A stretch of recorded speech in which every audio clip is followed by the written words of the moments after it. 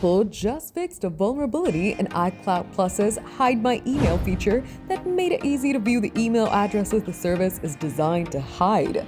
Hey GadInsiders, welcome to your Tech Hub. The vulnerability was reported in early July and revealed that Apple had been aware of the issue for at least a year. The company originally introduced Hide My Email as a way to generate dummy email addresses for privacy in 2021. Apple says it deployed a software patch that completely resolved the vulnerability, but before that, it was possible to reveal an iCloud Plus user's email by sending a message to their Hide My Email obscured address that's rejected as spam.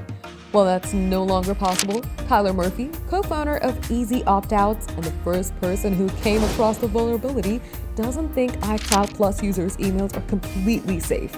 He said, the bug that caused Apple's Hide My Email to leak hidden email addresses to senders has been fixed.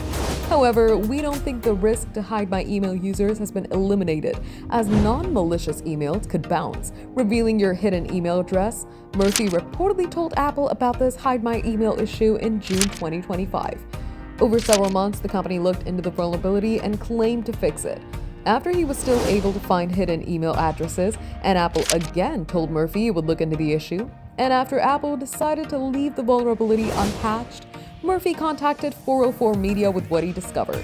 Apple's modern public image is based on its commitment to privacy, so the idea that the company was selling a privacy-focused feature didn't work is naturally a problem. Apple now faces a proposed class action lawsuit over the Hide My Email vulnerability and Apple's deceptive conduct for full recovery of any subscription fees customers have paid for the feature.